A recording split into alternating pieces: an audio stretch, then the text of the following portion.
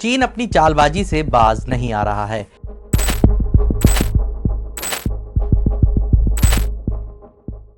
खबरों की माने तो चीन तिब्बत में यारलुंग सेंगपो नदी पर एक बड़ी जल विद्युत परियोजना यानी कि हाइड्रो पावर प्रोजेक्ट को आगे बढ़ा रहा है। इसके बारे में विशेषज्ञों और अधिकारियों ने चेतावनी दी है कि यह भारत में नदी के निचले हिस्से में जल सुरक्षा, इकोसिस्टम और आजीविका को गंभीर रूप से खतरे में डाल सकता है। असल में ये नदी भारत में ब्रह्मपुत्र के रूप में प्रवेश करती है, इसलिए नदी के ऊपरी हिस्से में किसी भी बड़े पैमाने पर हस्तक्षेप या छेड़छाड़ करने से उन लाखों लोगों के लिए सीधा खतरा पैदा हो सकता है जो इसके नेचुरल फ्लो पर निर्भर हैं। एक मीडिया रिपोर्ट के मुताबिक 168 अरब डॉलर के प्रस्तावित ये हाइड्रो पावर प्रोजेक्ट बहुत ही बड़ा होगा, यानी कि इसे मदर ऑफ ऑल डैम कहा गया है। ये दुनिया का सबसे पावरफुल यानी शक्तिशाली डैम होगा। ये योजना करीब 2000 मीटर की खड़े ढलान का इस्तेमाल करके कई बांध, जलाशय, टनल यानी सुरंग और अंडरग्राउंड पावर स्टेशन के जरिए बिजली बनाएगी। भारत के लिए ये सिर्फ पर्यावरण से जुड़ी चिंता नहीं है। अरुणाचल प्रदेश के मुख्यमंत्री पेमा खांडू ने चेतावनी दी थी कि इस प्रोजेक्ट का इस्तेमाल टाइम बम की तरह किया जा सकता है, जिसमें चीन ब्रह्मपुत्र में छोड़े जाने वाले पानी की मात्रा और उसके समय को अपने हिसाब से कंट्रोल कर सकता है। अचानक पानी छोड़ने से बाढ़ आ सकती है और अगर पानी रोका गया तो जरूरी समय के दौरान नदी के बड़े हिस्से सूखे की चपेट में आ सकते हैं। विदेश मामलों के राज्य मंत्री कीर्तिवर्धन सिंह ने अगस्त में इस प्रोजेक्ट के बारे में बात करते हुए कहा कि वे ब्रह्मपुत्र नदी से जुड़ी घटनाओं पर लगातार नजर रख रहे हैं।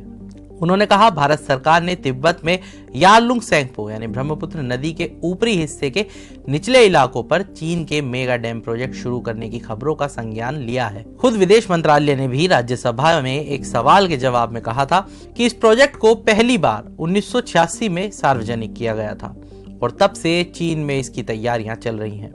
विदेश मंत्रालय ने कहा कि सरकार इस इलाके में भारतीय हितों की रक्षा के लिए पूरी तरह से प्रतिबद्ध है। बयान में कहा गया है कि सरकार ब्रह्मपुत्र नदी से जुड़ी सभी बड़ी घटनाओं पर कड़ी निगरानी रख रही है, जिसमें चीन के हाइड्रो पावर प्रोजेक्ट के विकास की योजना भी शामिल है और अपने हितों की रक्षा के लिए जरूरी कदम भी उठाए जा रहे हैं, जिसमें निचले इलाकों में रहने वाले भारतीय नागरिकों के जीवन और आजीविका की सुरक्षा के लिए कई बड़े उपाय भी किए गए हैं। ब्रह्मपुत्र नदी का ज्यादातर पानी मानसून बारिश और भारत के अंदर जो इसकी सहायक नदियां हैं उससे आता है। फिर भी इस रिपोर्ट में एक्सपर्ट्स का कहना है कि ऊपरी हिस्से में यानी कि जो चीन वाला जो हिस्सा है, अगर वहां कोई छेड़छाड़ या प्रोजेक्ट बनाया गया तो उससे नदी का जो प्राकृतिक बहाव है यानी कि जो उसका नेचुरल फ्लो है वो बिगड़ सकता है।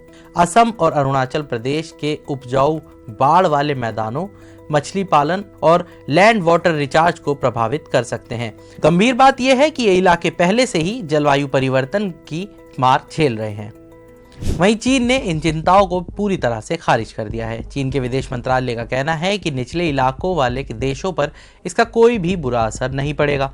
ये प्रोजेक्ट तकनीकी स्तर पर इतना जटिल है कि इससे डर और भी ज्यादा बढ़ गया है।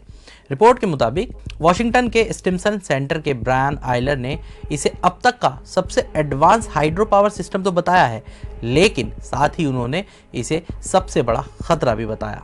ये पूरा इलाका भूकंप के लिए बड़ा ही सेंसिटिव जोन है और इकोसिस्टम के लिहाज से भी बेहद नाजुक है।